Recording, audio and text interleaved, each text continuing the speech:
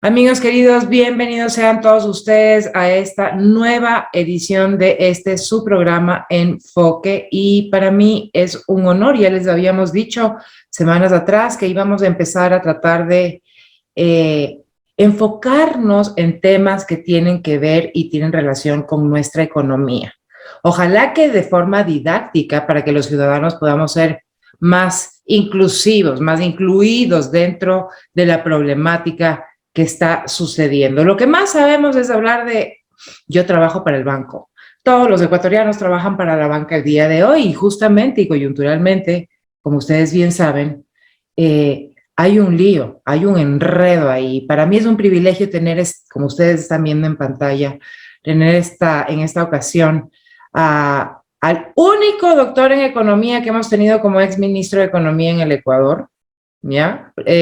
Fue miembro de la Junta Monetaria, además de eso. Ha escrito varios papers internacionales bastante respetados. Y bueno, el aprecio y el cariño por la familia de Manuel, eso ya a nivel personal, lo vamos a dejar aparte. A nivel personal es muy, muy entrañable. Así que para mí es un honor dar la bienvenida al doctor Carlos Julio Emanuel. Bienvenido. Muchas gracias, Estefanía. Solo un pequeño comentario. Ministro de Finanzas también fue el doctor en Economía Rodrigo Espinosa Bermeo. Ah, cierto, tiene toda la razón, tiene toda la razón. O sea, son dos. Sí, así, bueno, de lo que yo recuerdo.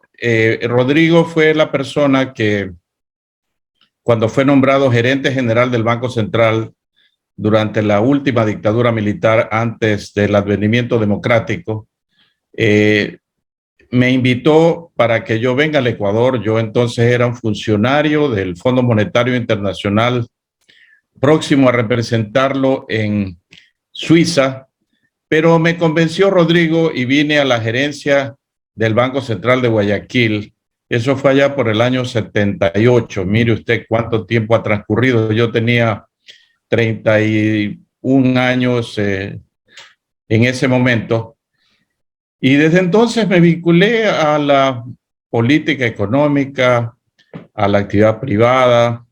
Nunca regresé al Fondo Monetario Internacional, porque esa es una de, diría yo, de las características negativas de algunos funcionarios que pasan, ya sea por el Banco Central o por el Ministerio de Finanzas, que cuando están allí hacen genuflexiones ante los organismos financieros internacionales para que cuando terminen sus funciones les digan venga a trabajar conmigo. Y así es una forma de escalada de posiciones, como hacen muchos políticos con organismos internacionales, lo hemos visto.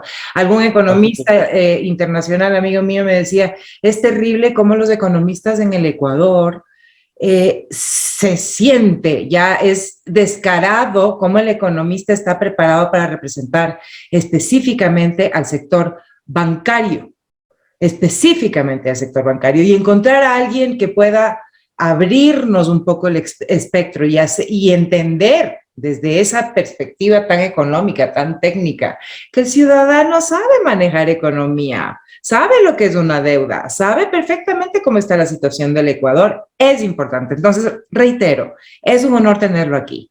Y vamos a hablar de algo que es tremendamente importante y además de eso que aparenta caer en vicios graves, no solamente ante la mirada local, sino ante la mirada internacional.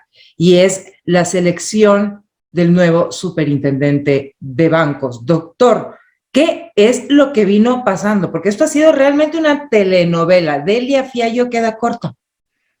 Mire, esto se encuadra en un gravísimo problema que tiene el Ecuador y ya vamos a ir a lo específico, pero lo general es que en el Ecuador, cuando se lo ve desde el exterior, y hay un sinnúmero de informes que se preparan anualmente por ONGs en diversos países del mundo, ¿cómo se ve al Ecuador? Se ve al Ecuador como un país donde no se respeta la división de los poderes, donde no se respeta la seguridad jurídica, donde las sentencias ejecutoriadas pueden dormir el sueño de los justos, donde el Estado de Derecho pues es un simple enunciado. Ese problema que está vinculado también con hechos de corrupción es lo que tienen al Ecuador sumido en un estado de permanente pobreza, ¿no? Porque Ecuador es un país riquísimo en recursos naturales, pero pobremente administrado. Va más allá de la vergüenza, además, va más allá de la vergüenza, porque lo que hemos escuchado en las últimas horas es ver a una persona que tenía un cargo ad honorem, además es representante de la banca, dando órdenes para hacer cambios de acuerdo a su gusto y a su interés.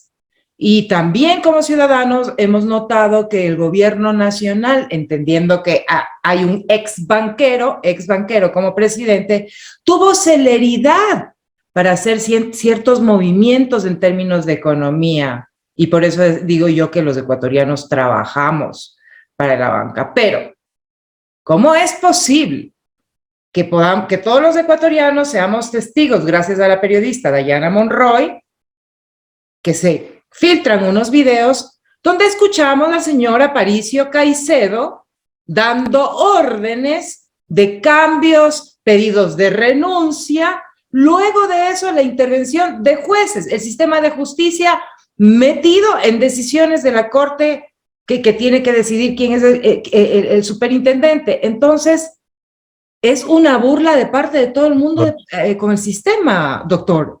Claro, pues es completamente inadmisible que en un país que tenga institucionalidad ese tipo de cosas se dé. Ecuador lamentablemente no tiene el respeto por la institucionalidad y por eso existe la interferencia de un poder del Estado frente a otro. Vimos recientemente, Estefanía, cómo el Consejo de la Judicatura cesó en funciones al presidente de la Corte Nacional de Justicia. Imagínense que estuviésemos en Estados Unidos, ¿dónde podría caber la idea de que algún organismo del Estado americano cese al presidente de la Corte Suprema de los Estados Unidos?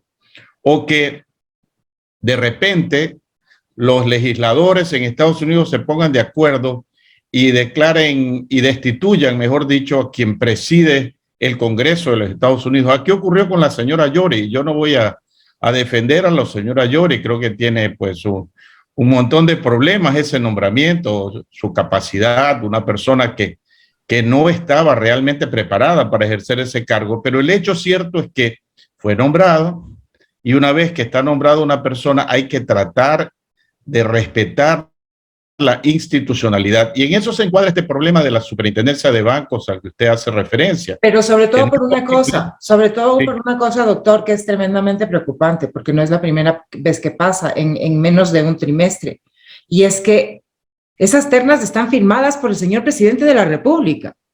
Entonces, ¿cómo es posible que el señor presidente de la República acepte la terna y diga 1, 2, 3? Estoy seguro y apuesto que la señora que estaba antes es la que me va a quedar, ¿no es cierto? Como no califica, que esa es otra pregunta que le quiero hacer luego, ¿cómo es posible que no califique una señora que estaba manejando la superintendencia pues durante tanto tiempo?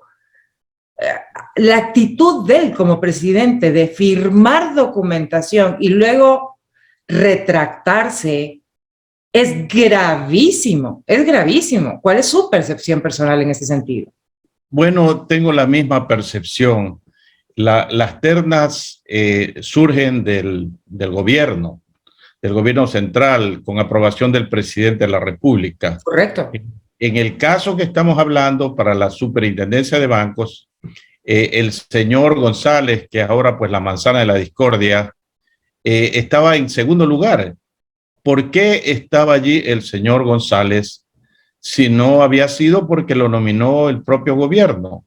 Yo no conozco. Pero porque seguramente esperaban y tenían la seguridad y la certeza de que iban a mantener ese status quo, ¿verdad?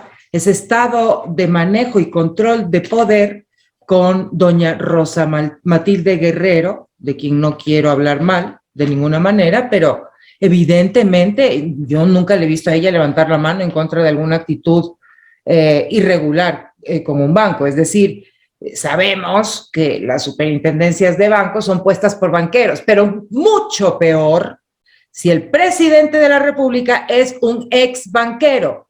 Y mucho peor, doctor, si es que oímos y escuchamos de este cruce de líneas telefónicas, de este pinchazo, donde empieza a dar este señor Caicedo órdenes, es decir, ese es el presidente de la República que tenemos hoy, el señor Caicedo. Bueno, como dije hace un momento, eso es inadmisible, es terrible lo que pasa. Debería dejarse pues que las cosas sigan su curso normal. El señor González, puesto en el segundo lugar de la terna, fue elegido legítimamente por el Consejo de Participación Ciudadana por 4 votos contra 3. Lo único que faltaba era que se posesione. Para eso tenía que ir a la asamblea, y la asamblea estaba, según recuerdo yo, algún despacho de prensa, listo para posesionar al señor González algunos días después de su nombramiento en el Consejo de Participación Ciudadana, y de repente una jueza de San Borondón. Este es uno de los problemas que tiene el Ecuador, y a eso me refería yo, esa intromisión de los poderes del Estado. Una jueza de San Borondón decide, porque seguramente pues le aconsejaron, por no decirle ordenaron, que actúen de tal forma, dejar en suspenso la designación del señor González, ordenar a la Asamblea Nacional que no posesione al señor González. La jueza le da órdenes a la Asamblea, así le da órdenes a la Asamblea. Eso es lo que lamentablemente hace que la gente del exterior nos siga viendo como una, término muy conocido, banana republic. ¿Por qué es lo que somos? Porque no hay seriedad en el manejo de las cosas que tienen que ver con el Estado ecuatoriano, con los nombramientos claves.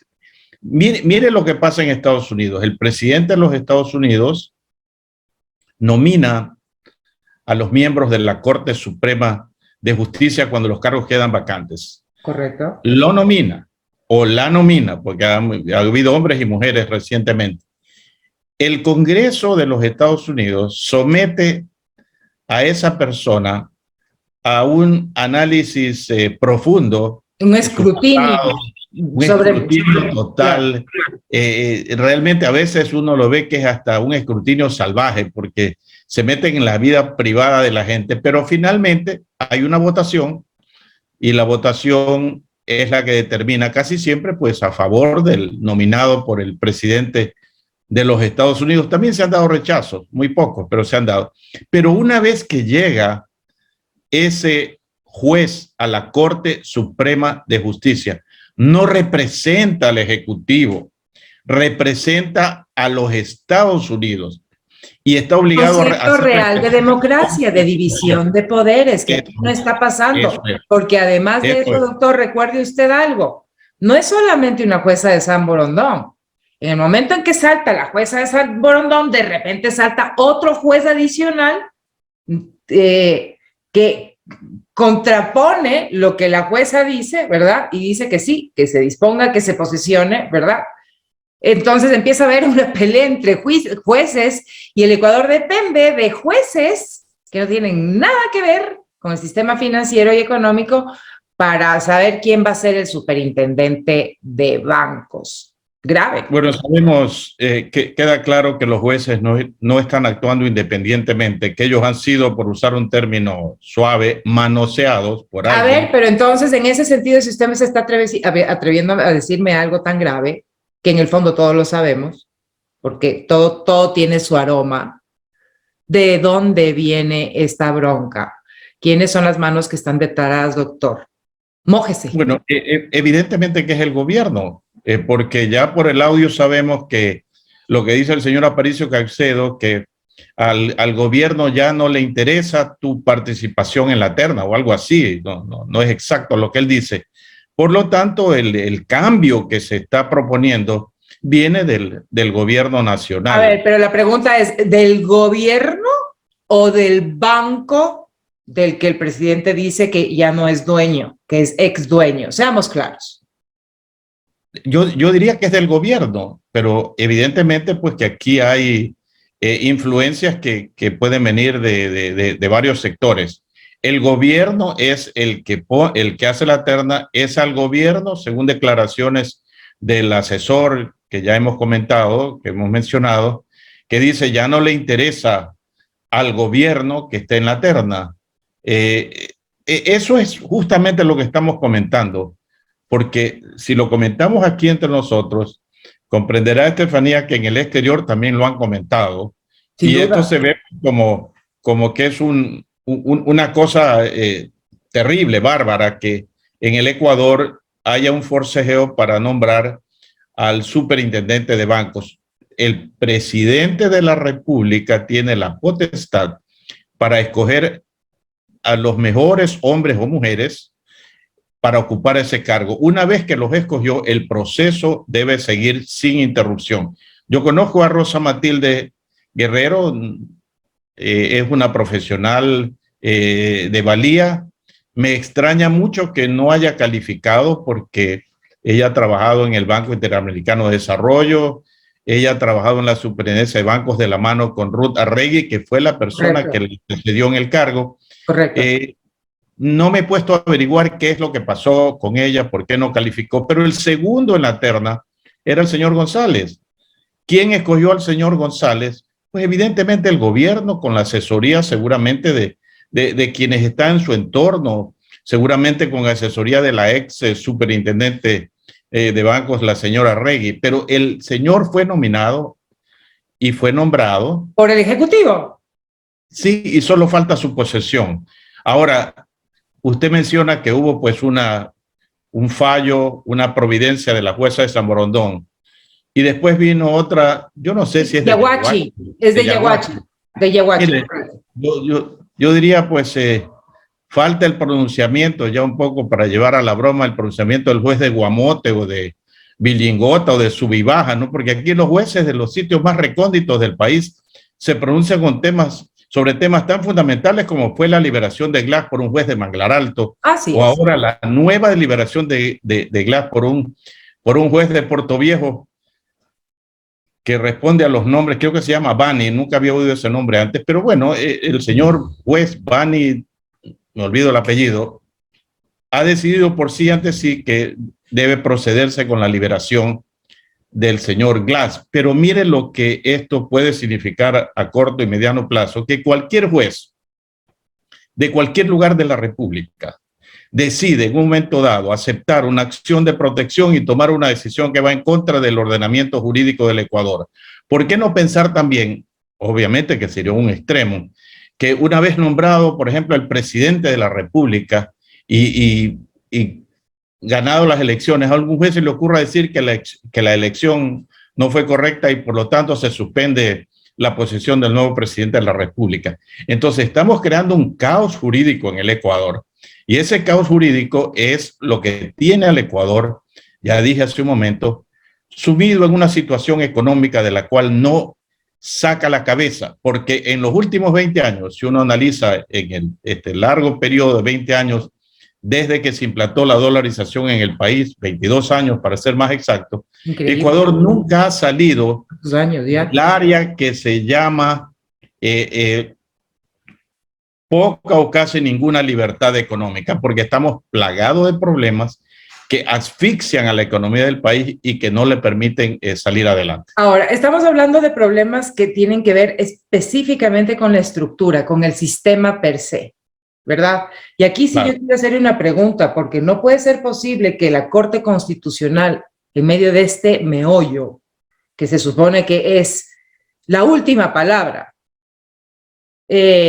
se quede sentada esperando, viendo todo este relajo, además de otros muchos más que hemos venido viviendo en los últimos años, sin decir nada. ¿Cuál es el papel de la Corte Constitucional en este sentido? Ante fallos de dos jueces o juezas de San Borondón y de Yaguachi, contrapuestos, evidentemente que le corresponde o le correspondería a la Corte Constitucional dirimir, pues, quién tiene la razón. Para mí, efectivamente la Corte Constitucional debería actuar de oficio. ¿Podría dirimir, perdón que lo interrumpa, doctor, podría dirimir o podría decir dentro de su informe, ustedes no son competentes para hacer lo que están haciendo? Porque una vez que deja el antecedente de que los jueces intervengan de esta forma y se pasen esta línea, la Corte Constitucional va a terminar siendo cómplice una vez más de la ruptura del sistema democrático ecuatoriano.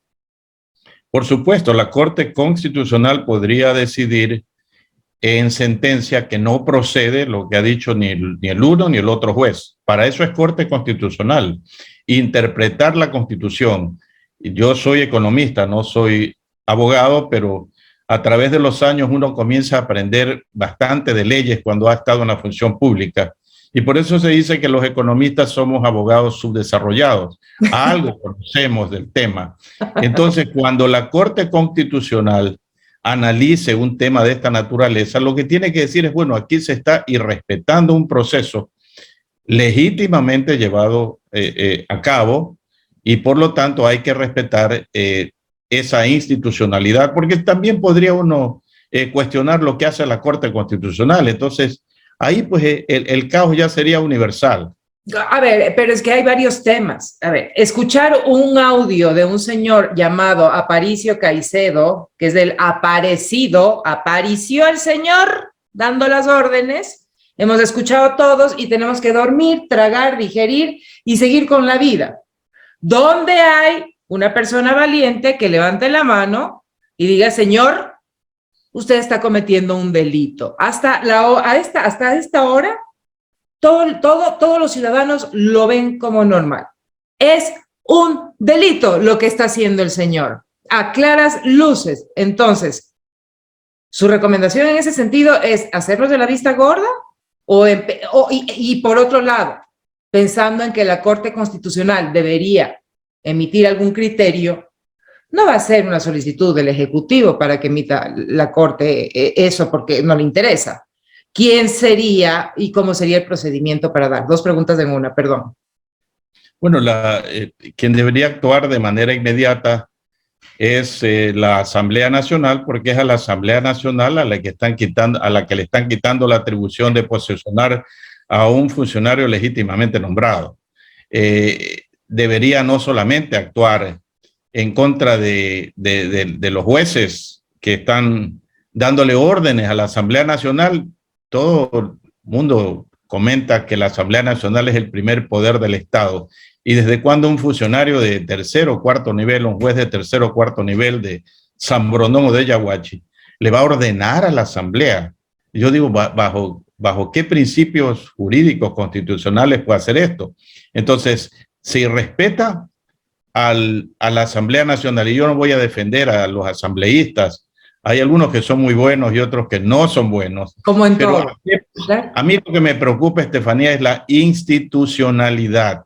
Correcto. Porque si Ecuador no tiene institucionalidad, no tiene nada. Y en ese sentido, la pregunta que yo le haría a usted es, con la experiencia que tiene y los años que, habiendo sido ministro en otras épocas con otra constitución, ¿usted cree que la constitución actual es el problema?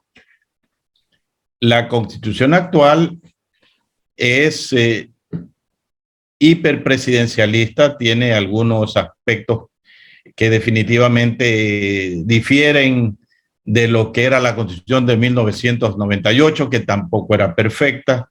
He escuchado muchos comentarios, entre ellos de Simón Espinosa, de que deberíamos regresar a la Constitución del 98. Yo estaría de acuerdo con eso, sin que esa sea perfecta, pero es definitivamente una Constitución que se acoplaría mejor a un esquema más democrático y menos hiperpresidencialista que el actual. Correcto, incluso le comento, en una entrevista que hice hace un par de semanas a Oki Tituaña, que es dirigente indígena de la CONAIE, me decía que para ellos como indígenas, la nueva constitución les impide mucho hacer lo que ellos ya estaban haciendo para hacer descentralización. Pero bueno, volvamos al tema que es caliente y que está en fuego, que es este tema de la superintendencia, ¿verdad? Estamos viendo entonces que los jueces se están excediendo. se están excediendo en poderes más allá de lo que uno puede creer. Estamos hablando de un habeas corpus que acabamos de ver hace pocas horas. Nadie dice nada después de que esto ya pasó y otra vez vuelve a pasar. Entonces, estamos hablando de una problemática de arrogación de funciones. Es como que yo llegue mañana a Carondelet y diga, permiso, es mi puesto, me limpian. De aquí entro yo porque yo decido. ¿Cómo vamos a cambiar esto, doctor? Porque esto es grave y se ve reflejado en miles de otros espacios institucionales gubernamentales o también de gobiernos locales. Es un problema grave. Nosotros estamos, usted y yo, desde la sociedad civil haciendo estos reclamos. A mí me extraña mucho que no haya habido un pronunciamiento de la Asamblea Nacional o de la Corte Constitucional, e inclusive le digo del propio presidente de la República, porque en el audio al que usted ha hecho referencia se menciona que está actuando este señor por órdenes del presidente de la República. Pero que además no le ha cumplido algo que le había ofrecido. Bueno, y termina pues haciendo una suerte de amenaza. Si no cumples, entonces creo que la frase es, ya vas a ver lo que te va a pasar. Exacto. Bueno, uno esperaría que las autoridades actúen.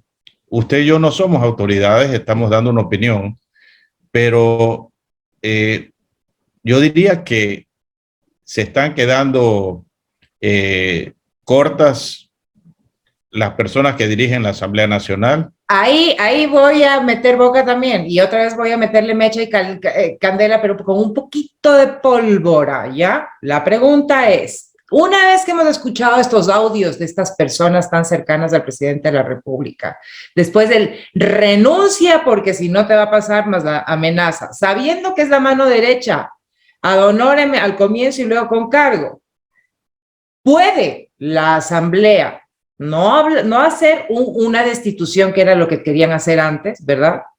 ¿Podría la Asamblea, con estos elementos que acaba de recabar, que son gravísimos, porque estamos hablando de un presidente de la República que es ex banquero, y digo ex porque eso dice él, yo todavía dudo que sea ex, ¿podría la Asamblea plantear un juicio político al presidente de la República por esto?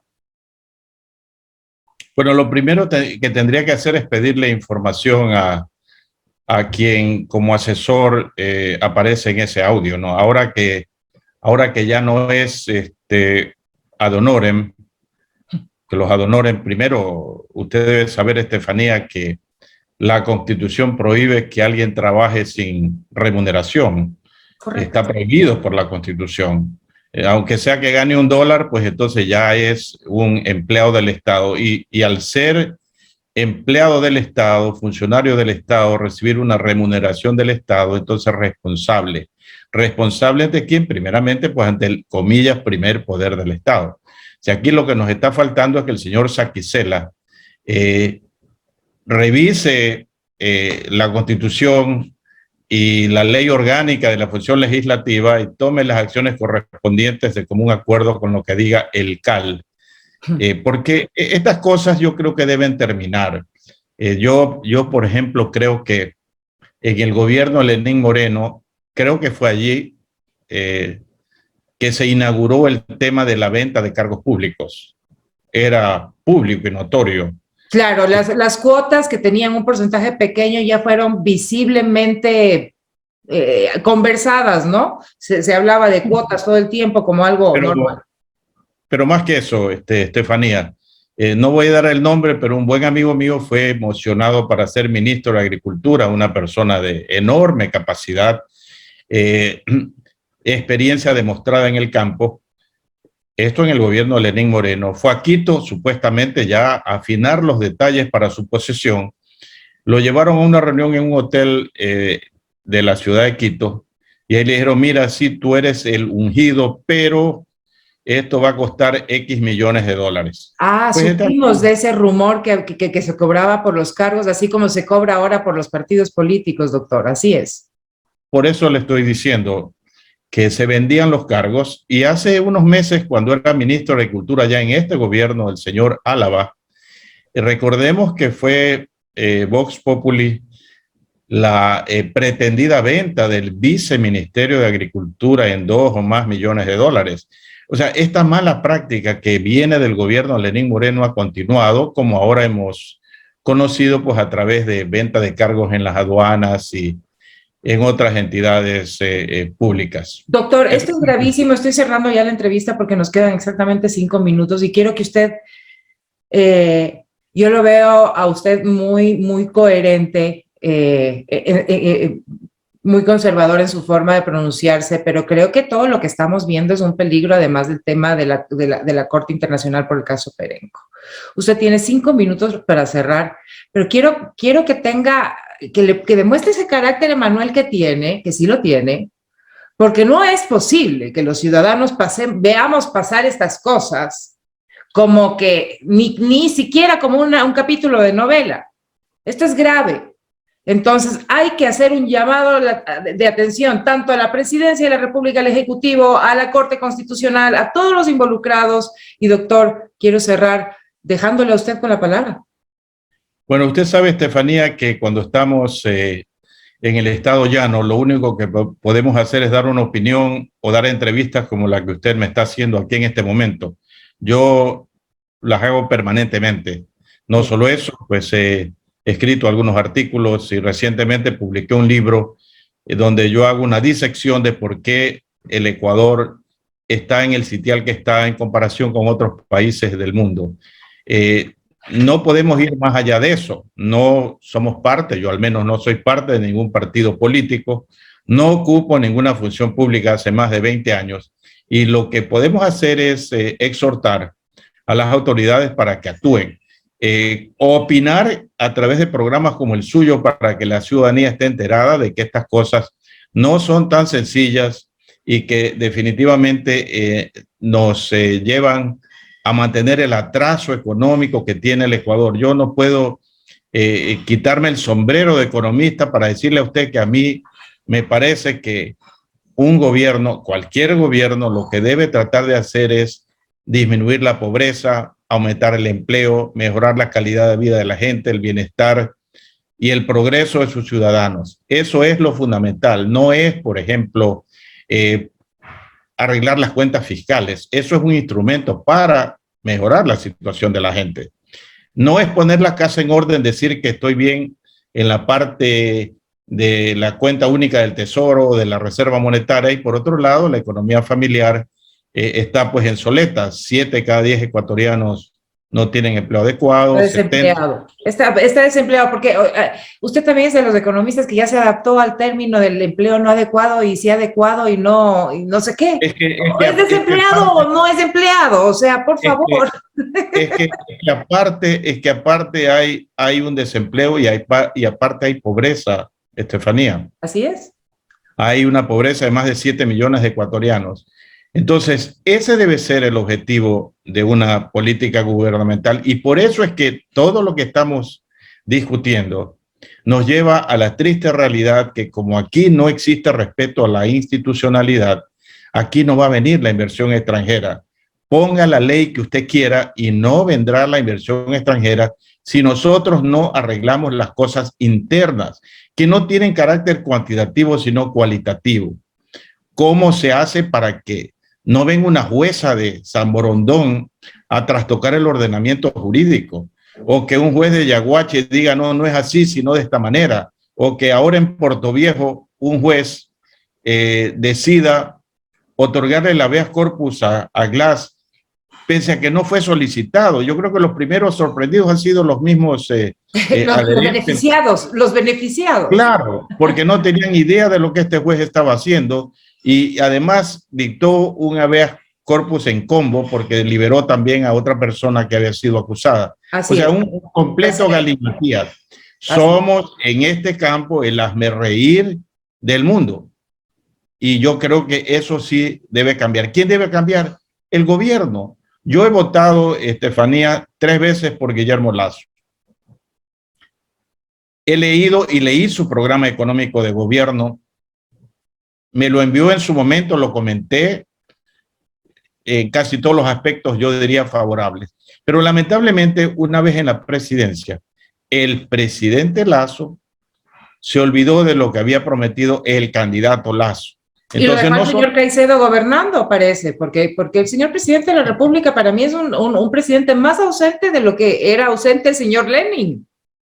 Bueno, eso yo no lo puedo saber porque no estoy cerca del gobierno. No sea tan prudente, por favor. No, es que no lo, esto es YouTube. No, es que yo creo que a veces las personas se manejan en algunas formas especiales, porque yo no creo que el presidente de la República esté desconectado de lo que hacen sus asesores. No creo, por eso no creo que sea el asesor que decide por sí ante sí hacer lo que ha hecho, porque él dice que lo está haciendo a nombre del presidente. Entonces, es el presidente el que tendría que decir eso. No es verdad, como ha dicho, por ejemplo, el señor Juan José Pons, que las personas que han dicho que él está involucrado en la compraventa de cargos públicos se han tomado su nombre. Lo ha declarado así.